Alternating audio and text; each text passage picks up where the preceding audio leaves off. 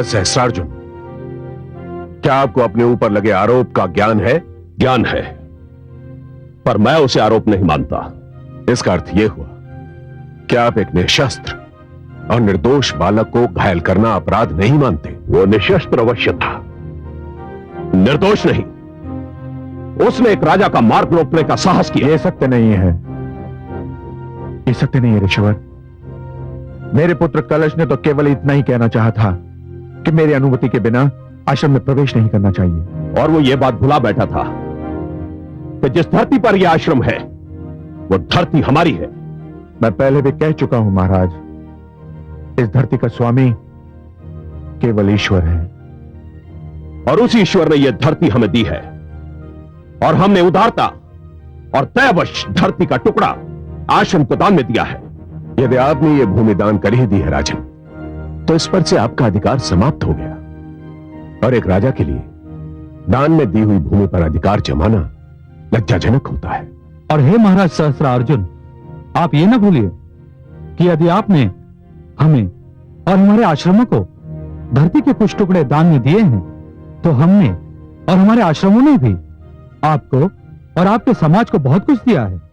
हमने शिक्षा दी है, ज्ञान दिया है, संयम दिया है, सुशील बनाया है, सुनियोजित जीवन बिताने का मार्ग दिखाया है, और न्यायप्रिय राज्य की परिकल्पना दी है।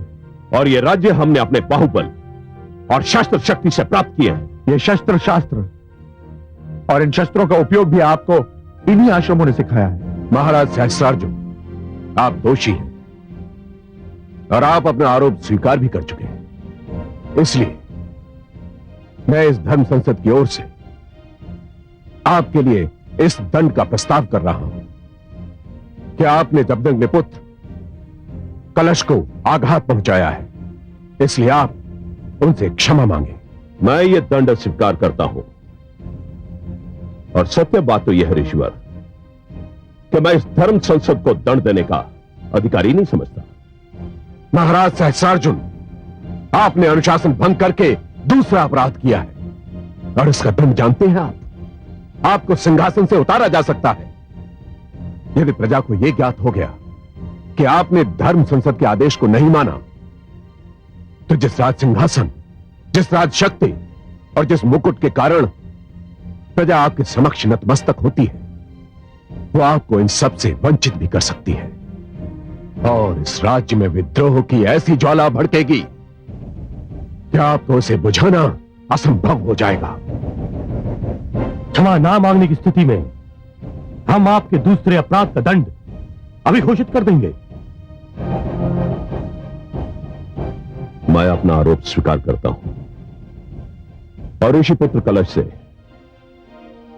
अपने व्यवहार के लिए क्षमा याचना करता हूं। ऋषि पुत्र कलश, क्या आप महाराज सहस्रार्जुन को क्षमा प्रदान करते हैं?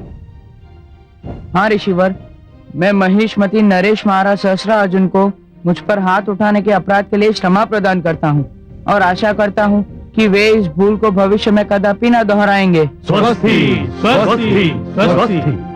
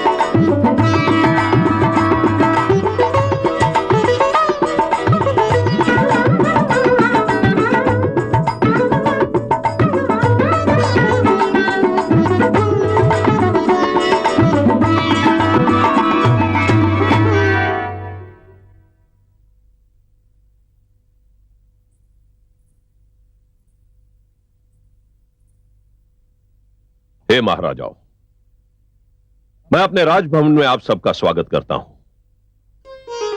मैं आपके पराक्रम से, आपके यश से, आपके शौर्य से भली भांति परिचित हूं।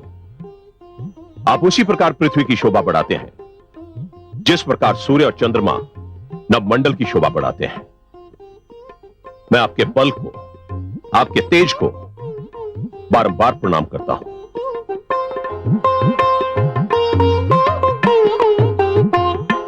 हे महेशमती नरेश, महान सम्राट सहस्रा अर्जुन, हम बता नहीं सकते कि आपका निमंत्रण पाकर हम कितने प्रसन्न हुए। हमें लगा इतनी महानता पाल लेने के बाद भी आप हम जैसे राजाओं को भूले नहीं। नहीं मेरे पूज्य अतिथिगण, आप सब महान हैं।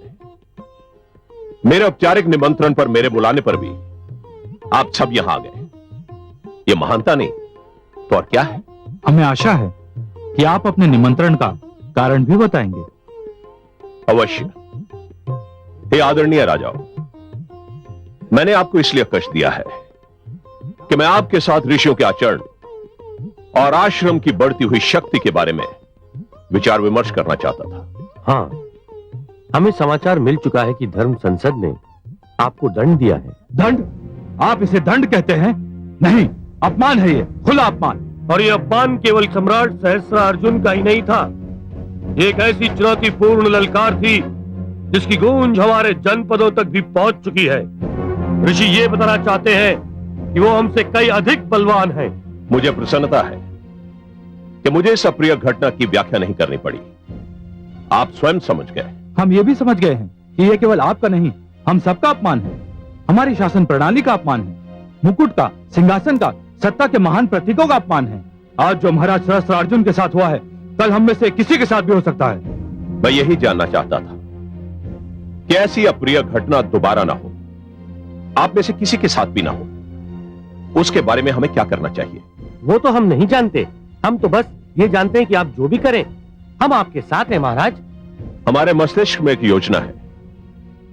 हमारी प्रजा को यह बात कदापि ज्ञात नहीं होनी चाहिए कि हम ऋषियों के विरुद्ध पग उठा रहे हैं अथवा उन्हें दंडित कर रहे हैं। उन्हें यही लगना चाहिए कि ऋषि क्रोधित और उत्तेजित होकर हमारे विरुद्ध उठ खड़े हुए हैं। ये कैसे संभव होगा? बड़ी सरलता से हमें उन्हें उत्तेजित करना होगा। राजकोष से जो उन्हें सहायता मिलती है उसे बंद करना होगा। जनहित के नाम पर आश्रमों पर कर लगाना होगा और प्रजा से यह कहना होगा कि यदि कृषक और भूमि के स्वामी कर देते हैं तो ऋषियों को इस बात से छूट क्यों दी जाए। यह सब आश्रमों और ऋषियों की शक्ति को कम करने के ढंग होंगे। वाह, ऐसी योजना तो केवल आपके जैसा महान मस्तिष्क ही सोच सकता है महाराज सहस्त्रार्जुन। इस योजना की पूर्ति के लिए पहला पग मैं स्वयं उठा रहा हूं और कल ही उठाने जा रहा हूं। क्या करने जा रहे हैं आप? हमें नहीं बताएंगे? आपसे कुछ भी छुपाने का कोई अर्थ नहीं। जो मैं करने जा रहा हूं, जब वो हो जाएगा तो आपको देखकर और सुनकर बहुत आनंद आएगा।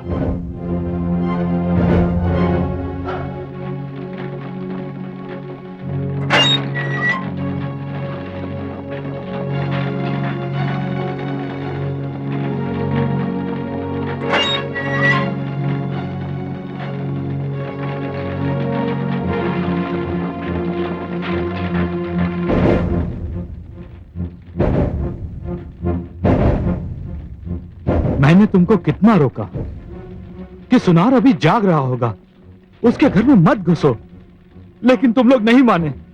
अंततः हम पकड़े गए ना। मुझे क्या पता था कि हमारे गिरोह की दशा उत्तम नहीं है। पता नहीं अब हमारा क्या होगा। अरे होगा क्या? महाराज सहस्त्रार्जुन के राज्य में न्याय की आस करना ही समय नष्ट करना है। उनके राज्य में चोरी करना पाप नहीं, पकड़ा जाना पाप है। खोलो, चलो, महाराज ने तुम्हें बुलाया है। इस समय अर्धरात्रि को? हाँ, अभी इसी क्षण। लगता है मारे गए। दंड तो प्रातः काल भी दिया जा सकता है, रात्रि तो कट जाने दीजिए। चलते हो या मारते मारते ले चलूं? चलते हैं भाई। जो भाग्य में लिखा है वो तो होना ही है।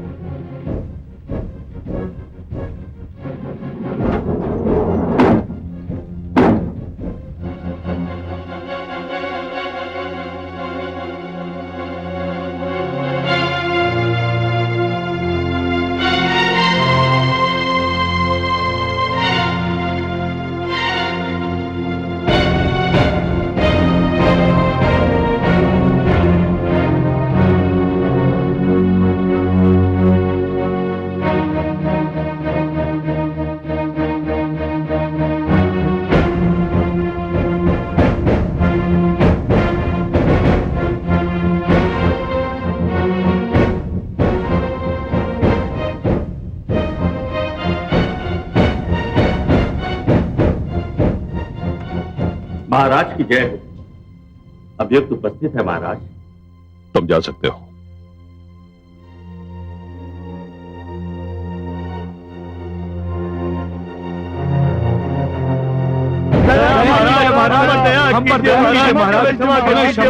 महाराज, हम अपने बाल बच्चों की सौगंध खाकर कहते हैं महाराज कि अब हम भविष्य में कभी चोरी नहीं करेंगे। बस एक बार हमें सुधरने का अवसर दे महाराज, सदा हम आपके आभारी रहेंगे महाराज।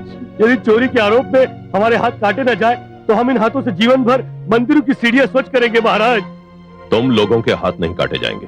तो क्या गले काटे जाएंगे महाराज? नहीं महाराज नहीं, हमने तो सिर्फ चोरी ही की है, किसी के प्राण तो नहीं लिए। इतना कठोर दंड हमें ना दे महाराज, हम पर दया कीजिए। संभव है कि तुम लोगों के गले भी ना काटे जाए।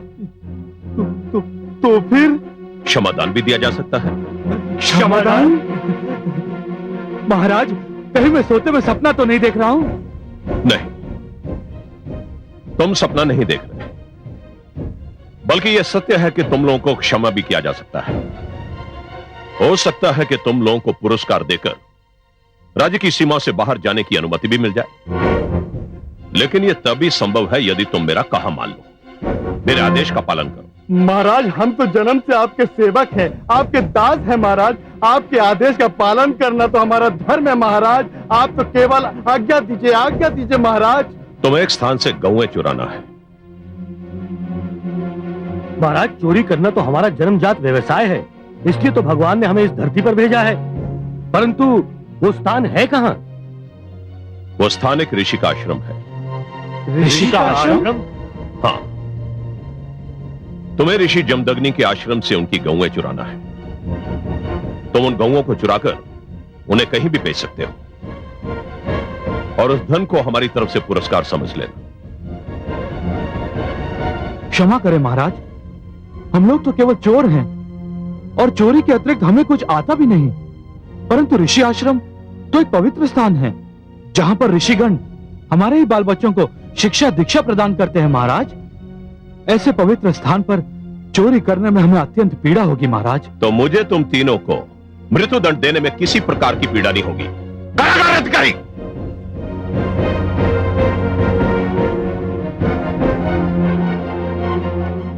आज्ञा महाराज। इन तीनों को ले जाओ और भोर होने से पहले इनका वध कर दो। हमें सब स्वीकार है महाराज, जो आप कहें वो सब स्वीकार है। हम अभी जाते हैं, चोरी करते हैं महाराज। हम आपके आदेश का पालन करेंगे महाराज। जान लो, अगर हमारे साथ किसी प्रकार का कोई छल किया तो उसका परिणाम अच्छा नहीं होगा। जाओ। ठीक है महाराज, धन्यवाद महाराज।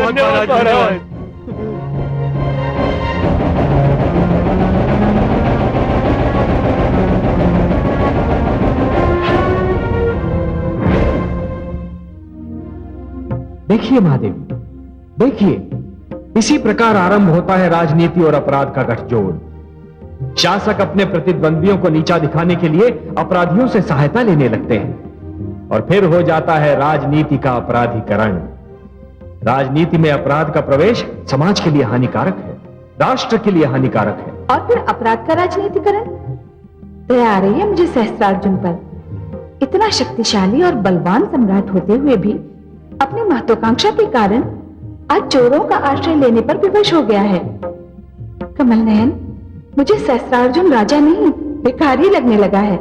अपने अपमान के प्रतिशोध के लिए चोरों और लुटेरों से सहायता मांग रहा है। इससे अच्छे तो वो अपराधी हैं जो आश्रम के विरुद्ध कुछ करने के लिए झिझके थे। उनकी अंतरात्मा ने उन्हें पल भर के लिए रोका था और आज भी वो जो करने जा रहे हैं वो केवल मृत्यु के भय से। इतना भयभीत है सहस्त्रार्जुन आश्रमों के अस्तित्व से। हाँ महादेवी, वो वास्तव में भयभीत है और इसीलिए अत्याचारी भी है, क्योंकि अत्याचार भी भय का ही तो एक रूप होता है महादेवी। अत्याचारी वही होता है जो भीतर से भयभीत होता है, जो भीतर से स्वयं को असुरक्षित पाता है। पर क्यों? ऋषियों ने ऐसा क्या कर दिया है? महादेवी, जिस प्रकार एक मदोन्मत्त गज अपनी पीठ पर बैठे हुए महावत और उसके अंकुश को शरीर से झटक कर फेंक देना चाहता है, उसी प्रकार सत्ता की मदिरा में चूर सत्ताधारी स्वयं पर कोई रोक, कोई विरोध सहन ही नहीं कर पाता।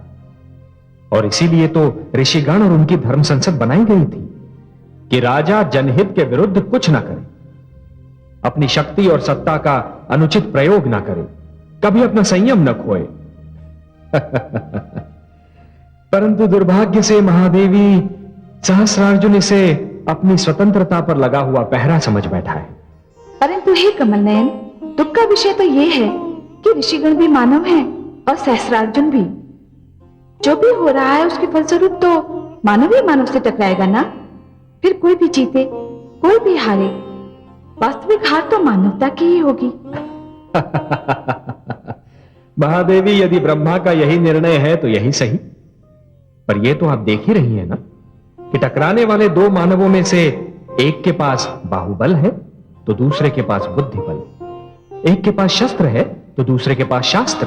देख रही हूँ कमल नयन, और ये भी देख रही हूँ कि युद्ध में बुद्धि वो कार्य नहीं कर सकती जो भुजा करती है।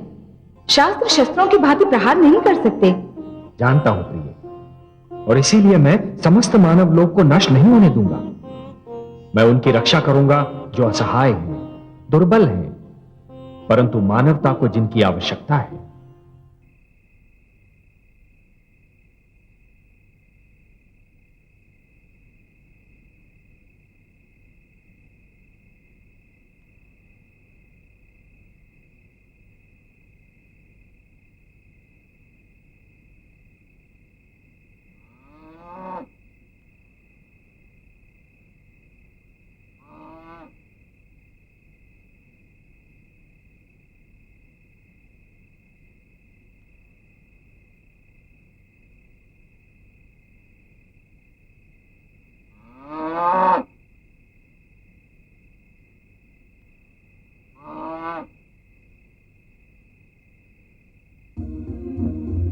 हमें क्षमा कर दीजिएगा ऋषिवर, हम विवश थे।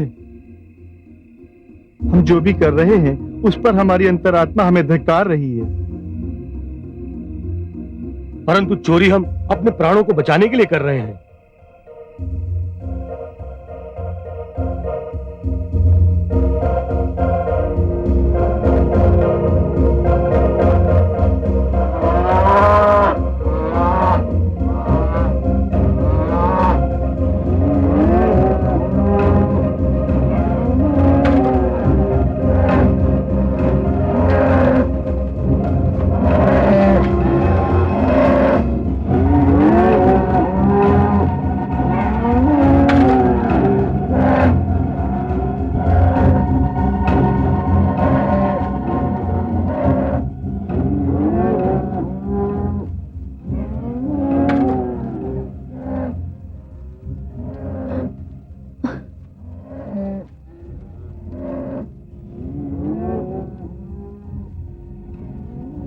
स्वामी, स्वामी, क्या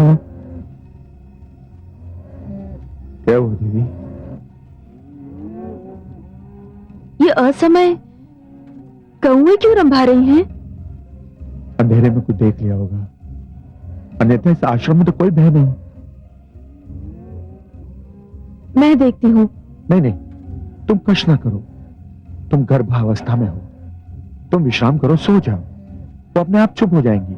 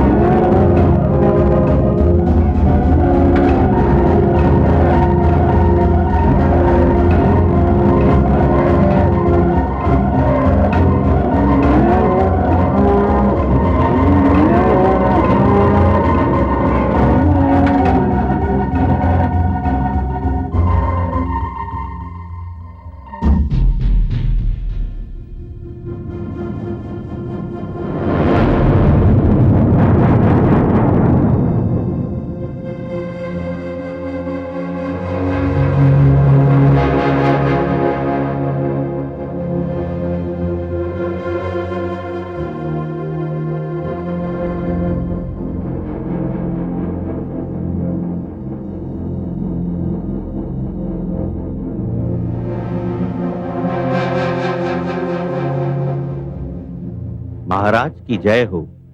अभियान पूरा हुआ महाराज। आपके ये तीनों दास अपने कार्य में सफल होकर लौटे हैं। हम बहुत प्रसन्न हुए। अब इन तीनों के लिए आदेश क्या है? इन तीनों ने बहुत भला कार्य किया है, हमारे आदेश का पालन किया है, और हम नहीं चाहते कि इस कार्य की भनक किसी को भी मिले। हम चाहते हैं कि भेद कभी ना खुले कि यह कार्य किसने किया है। हम नहीं चाहते कि यह रहस्य कभी भी प्रकट हो कि यह कार्य किसने करवाया है।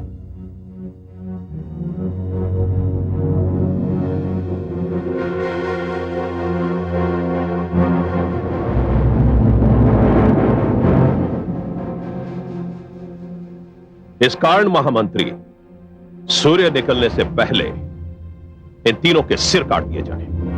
क्या?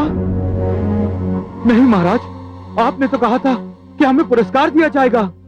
तुम्हारा यही पुरस्कार है। नहीं महाराज, नहीं। ये आप क्या कह रहे हैं महाराज? ये तो अन्याय है, अन्याय है। हमारी आज्ञा का पालन हो। सैनिकों, यह विश्वासघात है। महाराज, आपने झूठ बोला। तू राजा नहीं, दस्तुराज है। हत्यारा है। तेरा सर्वनाश हो जाएगा।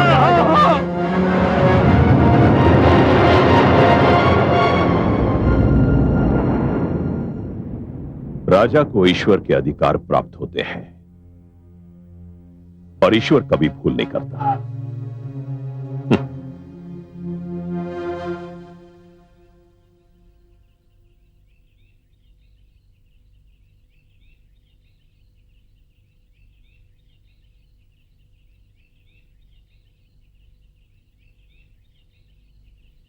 अरे, सारी गौएं कहां गई? मैंने तो उन्हें अपने हाथों से घुटों से बांधा था। कहीं चोर तो नहीं लगे सारी गौओं को हक कर। गुरुदेव को चल के सूचना देते हैं। हाँ, चलो चलो।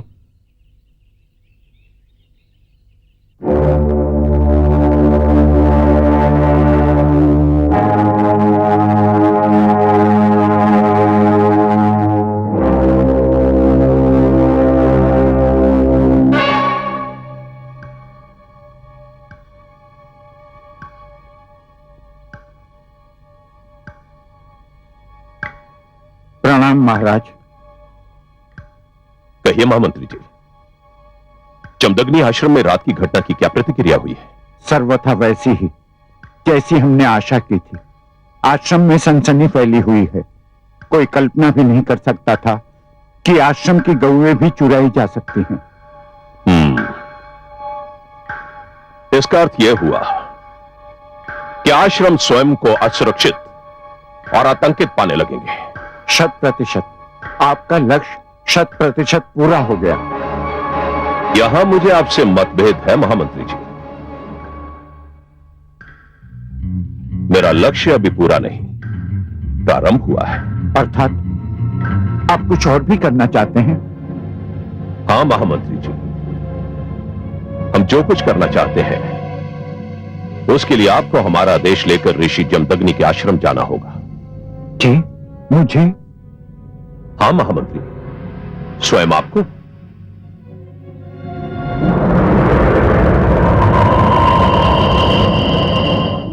मुझे तो अर्धरात्रि को ही गौओं के रंभाने से संदेह हो गया था कि कोई ना कोई संकट अवश्य है। किंतु देवी, ये कोई सोच भी नहीं सकता था कि कोई गौओं की चोरी करेगा। अरे निकृष्ट अपराधी भी इतना घृणित कार्य नहीं कर सकता। सत्य पूछिए तो मुझे गौओं की चोरी का इतना दुख नहीं है। मुझे तो विद्यार्थियों के आहार की चिंता है। जिसने भी ये अनैतिक कार्य किया है उसने शिशुओं के मुख से उनका भोजन छीना है। यदि विद्यार्थियों को दुग्ध आहार ना मिला तो उनके स्वास्थ्य का क्या होगा? हाँ। मैं सोचता हूं कि मैं स्वयं महाराज सहस्रार्जुन के पास जाऊं। तो राजा है, देश में शांति और सुरक्षा व्यवस्था करना उनका धर्म है। उनके रहते हुए देश में लूटमार हो तो स्वयं उनके लिए लज्जा का विषय है। सिद्धांत रूप से तो आप सत्य कह रहे हैं, किंतु पुत्र कलश वाली घटना के उपरांत क्या उनका व्यवहार अब भी वैसा ही होगा जैसा पहले था? वो एक निजी समस्या थी देवी। राजा न्याय करते समय अपनी भावना से न्याय को प्रभावित नहीं होने देता। वो एक पिता और एक राजा के मध्य वाद विवाद का विषय था, परंतु ये तो व्यवस्था का विषय है। प्रजा का दुख, उसकी विपदा राजा नहीं सुनेगा तो और कौन सुनेगा? हमें नागरिक होने के नाते ये अधिकार प्राप्त है देवी कि हम महाराज से हानिपूर्ति की मांग कर सकते हैं। प्रणाम ऋषिवर। प्रणाम महामंत्री जी, आपका स्वागत है। पधारिए। बड़े उचित समय पर आए हैं। लगता है कि महाराज सहस्त्र अर्जुन को आश्रम में गौओं की चोरी की सूचना मिल चुकी है, तभी तो मैंने आपको भेजा है यहां। मुझे तो उन्होंने आपके लिए एक संदेश देकर भेजा है। मेरे लिए संदेश? क्या संदेश भेजा है महाराज ने? ऋषिवर, महाराज सहस्त्रार्जुन ने संदेश भेजा है कि उन्होंने राज्य की उन्नति के लिए कई योजनाओं की घोषणा की है। प्रजा की सुविधा के लिए यातायात के आधुनिक साधन, कृषकों की सहायता के लिए नए बांध इत्यादि इनमें प्रमुख हैं। इन योजनाओं के लिए बहुत अधिक धन की आवश्यकता है। परंतु महामंत्री जी, आप ये सब बातें मुझसे क्यों कह रहे हैं? आप कहना क्या चाहते हैं? ऋषिवर, महाराज इस निष्कर्ष पर पहुंचे हैं कि जनहित की योजनाओं के लिए धन जुटाने के उद्देश्य से अनावश्यक व्यय बंद करने होंगे। इसलिए उन्होंने ये निर्णय लिया है कि आपके आश्रम को जो आर्थिक सहायता राजकोष से मिल रही है वह स्थगित कर दी जाए।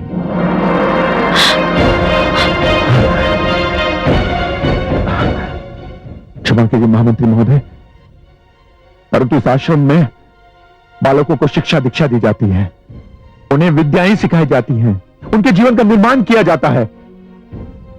और यदि महाराज इस पर व्यय होने वाले धन को अनावश्यक और व्यर्थ समझते हैं तो मेरी सहानुभूति है उनके साथ।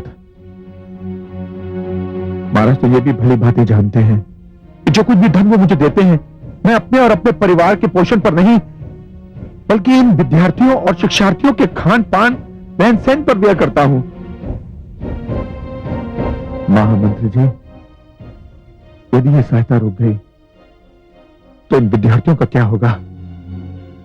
अरे शिक्षा ही समाप्त हो गई तो यातायात के साधन और बांध क्या करेंगे? ऋषिवर, मुझे खेद है कि मैं आपके इस प्रश्न का उत्तर नहीं दे सकता। मेरा कर्तव्य था आपको महाराज का संदेश सुनाना, सो पूरा हुआ। अब मैं अनुमति चाहूंगा। प्रणाम। रुक जाइए महामंत्री जी, मेरी बात तो सुन लीजिए। नहीं गुरुदेव, जाने दीजिए महामंत्री जी को, मत रोकिए उन्हें। नहीं पुत्र, ये शेषव विद्यार्थियों का प्रश्न है, उनके जीवन का प्रश्न है। जो इस आश्रम में रहते हैं उनका क्या होगा? इस आश्रम का क्या होगा? यह आश्रम इसी भव्यता से चलता रहेगा। परंतु कैसे पुत्र?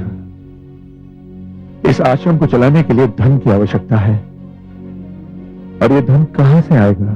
धन हम लाएंगे गुरुदेव। तुम लाओगे? तुम कहां से लाओगे? हम नगर नगर जाकर दान मांगेंगे, द्वार द्वार पहुंचकर भिक्षा मांगेंगे गुरुदेव। तुम दान मांगोगे, भिक्षा मांगोगे? हाँ गुरुदेव, और इसमें दोष ही क्या है? जब स्वयं भगवान भिक्षा मांग सकते हैं तो हम क्यों नहीं मांग सकते गुरुदेव? भगवान ने मानवता के लिए भिक्षा मांगी थी, हम शिक्षा और विद्या के लिए भिक्षा क्यों नहीं मांग सकते गुरुदेव? पुत्र, सुन लिया महामंत्री जी, आप प्रस्थान कर सकते हैं और अपने महाराज से कहिएगा कि अब हमें उनके दान की कोई आवश्यकता नहीं। प्रणाम।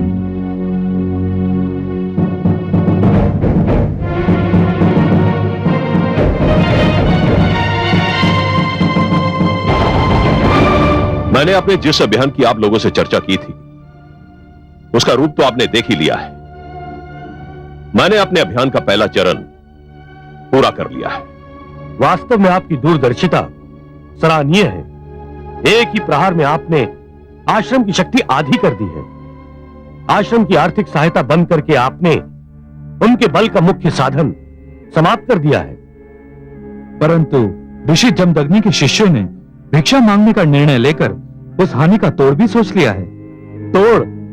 राजकोष से जो धन मिलता था, भिक्षा से क्या उसका 10वां भाग भी जुटा पाएंगे ये मूर्ख ऋषि? कदापि नहीं। इसकी तो कल्पना भी व्यर्थ है। मित्रों, मैंने राह दिखा दी है। आगे बढ़ने की बारी आपकी है। हमें ऋषियों का अहंकार तोड़ना है और उनके आश्रमों को विध्वंस करना है। पर हमें क्या करना होगा? वही जो मैंने किया है। आप अपने अपने राज्य में आश्रमों की आर्थिक सहायता बंद कर दें और नए कर लगाएं, और जो भी आश्रम कर देने में असमर्थता व्यक्त करे उसे फूंक दें। हमें ऋषियों के आतंकवाद को समाप्त करके ही दम लेना है। अवश्य, यह बहुत ही आवश्यक है। हम आपसे पूर्णतः सहमत हैं। हाँ, हम आपसे पूर्णतः सहमत हैं।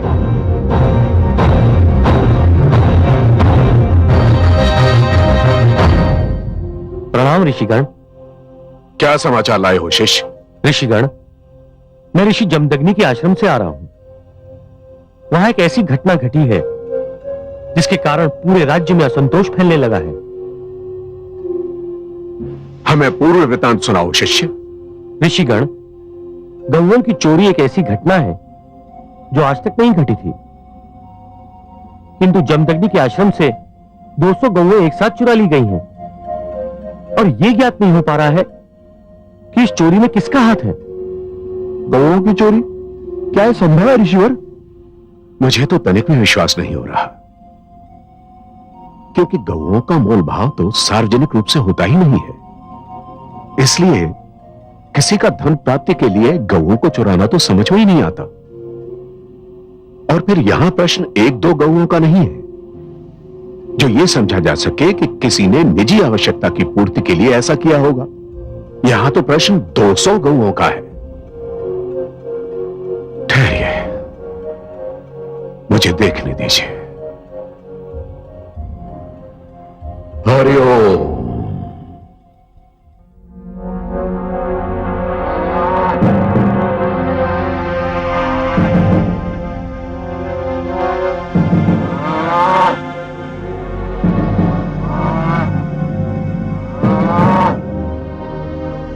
इन गौओं की अच्छे से देखभाल की जाए, इन्हें चरने के लिए बाहर न ले जाया जाए, और इस बात का सदैव स्मरण रहे कि प्रजा की दृष्टि इन पर कदापि नहीं पड़नी चाहिए।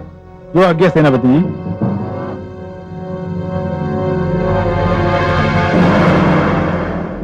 ये तो अनर्थ है, घोर अनर्थ।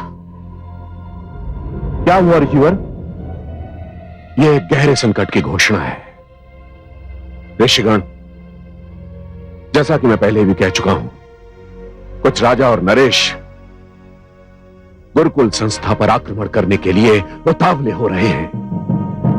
मेरा संदेह उचित सिद्ध हुआ। आक्रमण आरंभ हो चुका है। हे ऋषिवर, हम विस्तार से सुनने के लिए व्याकुल हैं।